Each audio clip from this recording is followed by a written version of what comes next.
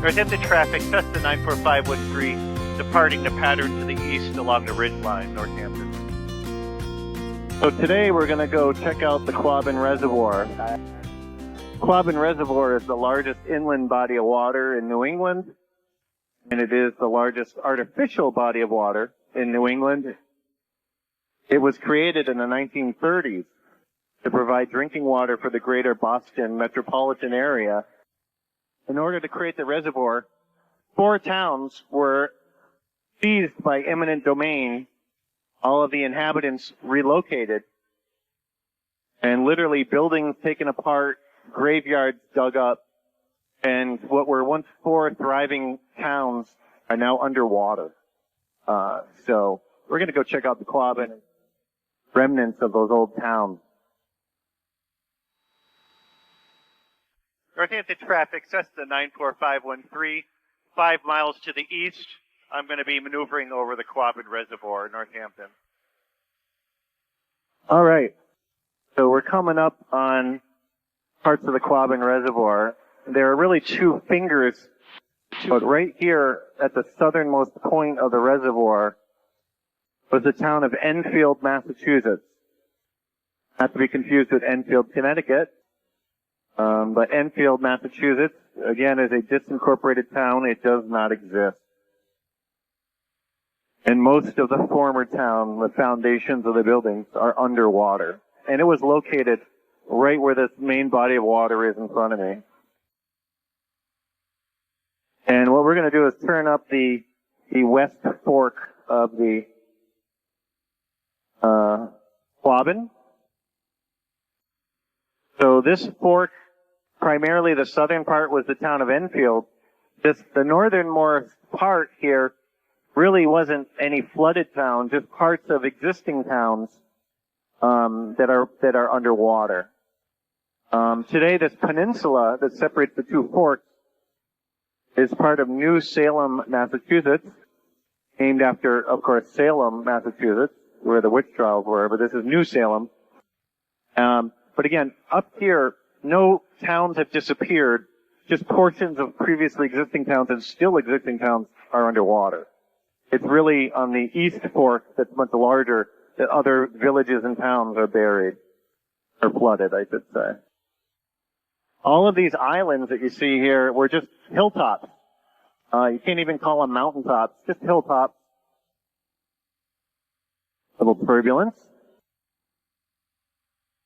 Again, we're passing over the northern part of the former town of Enfield, Mass. And here we're going over the heart of the Quabbin.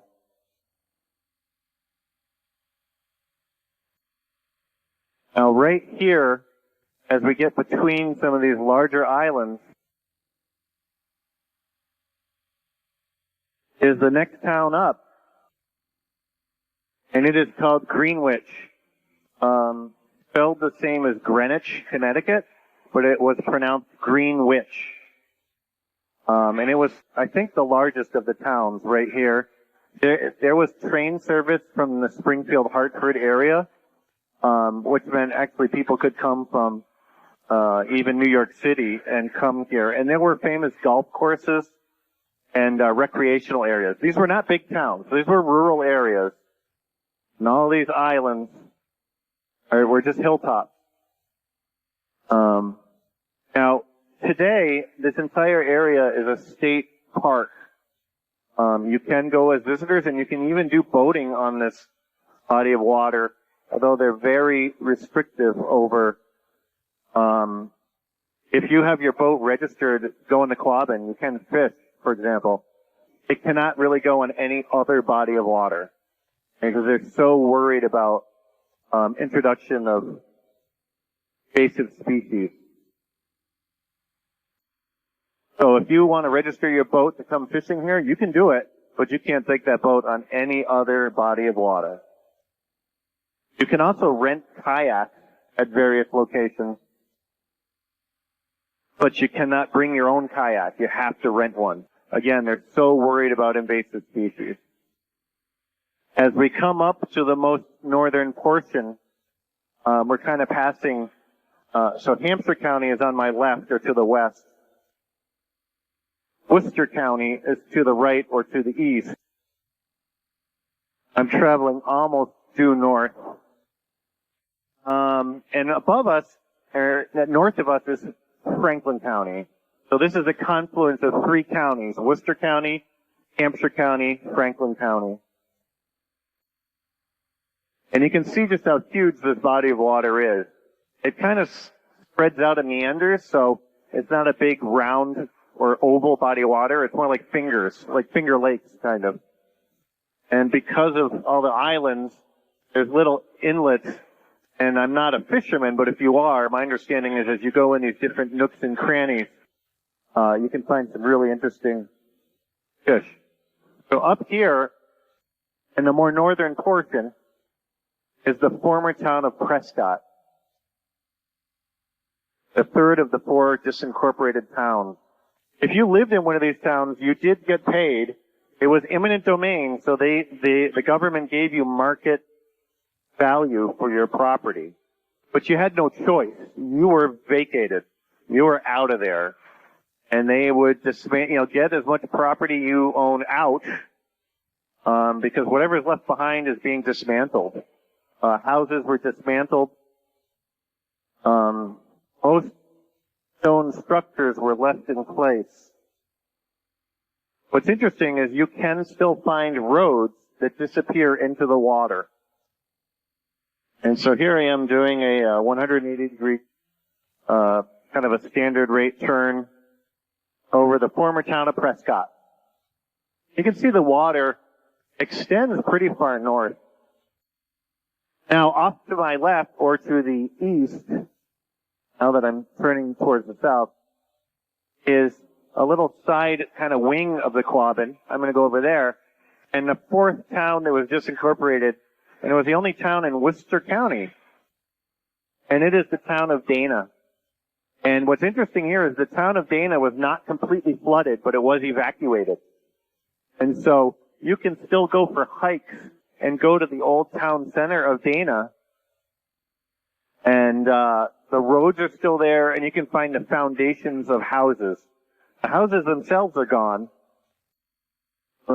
But you can see where the old town village was. Dana was more of a village than a full-size town. And again, if you're a hiker or a trekker, you can go through this area and find the old town center. It's in the woods. It's cleared. There's still some dirt roads.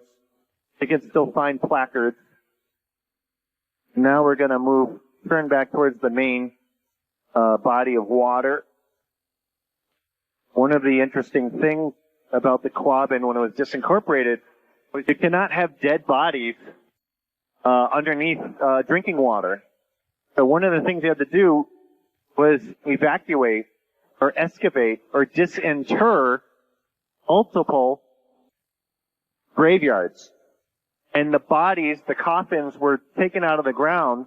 And by the way, the people of these towns were really upset, not just that they were moved without their choice, but their ancestors had to be ripped out of the ground.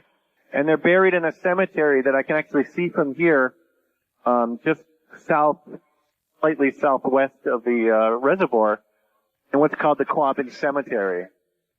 So I'm kind of passing over Greenwich and heading towards Enfield, and straight ahead of me, there is a little tower, a lookout that you can walk to. In fact, you can drive there, I believe. And it's called the Enfield Lookout because it's located in the former town of Enfield, Massachusetts. And from that little tower lookout, you get some great views of this area. So this is some of the most rural and wilderness-rich area in Massachusetts. And you will find animals that might not be real common in the rest of New England or southern New England. So a lot of bear, a lot of coyote, although you see them everywhere. A lot of deer, which you also see everywhere. You find beaver. You sometimes find moose. You do find bobcats. And although the state officially denies it, there are sightings of mountain lions, also called elk the puma. Okay, two dams. To my left here on the eastern side, that's the Goodnough Dike, which is actually a dam, but it's called the Goodnough Dike. And then coming right in front of me, right in what was the town of Enfield, is the other dam, and I can't remember the name of it, so I'll have to put it in the video. Yeah. And so there's two dams or two spillways controlling the water leaving this area, and then of course water leaves the area through the aqueduct, which is a whole nother story, and I'm not an engineer, but the water moves more than 62 miles from here to Boston. There is no pumping at all. It is all, it's a true aqueduct. It's powered by gravity and the siphon effect. So there are even portions of the aqueduct that flow uphill, but there is no power used. It's just gravity powered. It's just good engineering, kind of like if you go to Rome and you see the aqueduct that thousands of years ago fed Roman cities. That's how this works. It's naturally fed. All right, that's it. That's all I know about the Quabbin. So check it out. Northampton traffic, Cessna 94513, 5 miles to the east along the ridge line inbound, Northampton.